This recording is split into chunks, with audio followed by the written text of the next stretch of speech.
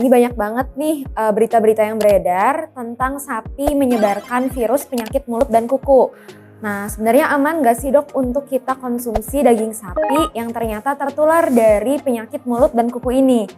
Nah, daripada pros penasaran, tonton terus ya videonya sampai akhir.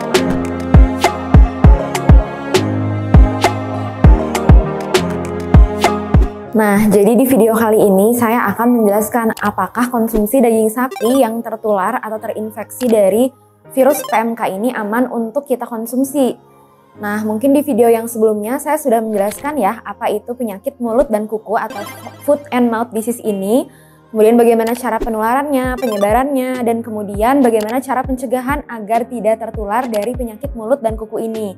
Nah, di video kali ini banyak banget pros yang menanyakan, kalau misalnya ternyata kita terlanjur nih konsumsi daging sapi terutama yang ternyata terinfeksi dari si penyakit mulut dan kuku ini, sebenarnya aman nggak sih dok? Ataukah misalnya ada efek samping ataukah ada bahayanya?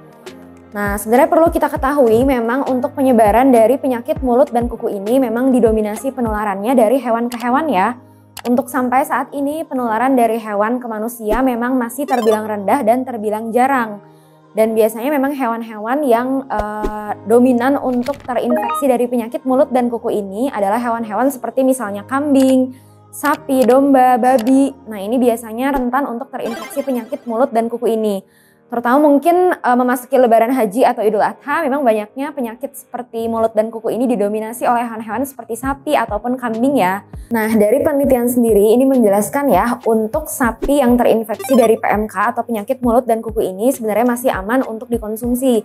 Tetapi ada bagian-bagian dari tubuh hewan atau tubuh sapi sendiri yang sebenarnya sebaiknya diminimalisir atau dihindari untuk dikonsumsi, yaitu seperti misalnya bagian mulut, dari misalnya bibir, lidah, terus kemudian bagian dalam atau jeroan dan juga bagian kaki sebaiknya sebenarnya sih dihindari untuk terhindar agar tidak terinfeksi dari si PMK atau penyakit mulut dan kuku ini. Tetapi untuk bagian-bagian dari tubuh sapi yang lainnya, selain tadi dari bagian jeroan, bagian mulut, bagian kaki sebenarnya masih cenderung aman untuk dikonsumsi. Nah, ini ada beberapa tips juga yang mungkin pros dapat lakukan di rumah ya agar terhindar dari si penyakit PMK ini.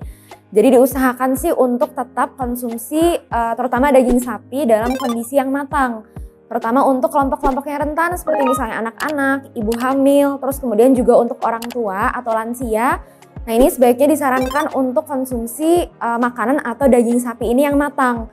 Jadi jangan sampai, atau sebaiknya sih dihindari dulu untuk konsumsi daging sapi yang misalnya warnanya merah muda atau pink. Nah, itu sebaiknya dihindari ya. Jadi usahakan untuk sekarang sih untuk tidak terhindar dan untuk terhindar dari si penyakit mulut dan kuku ini sebaiknya makan makanan daging yang warnanya sudah kecoklatan.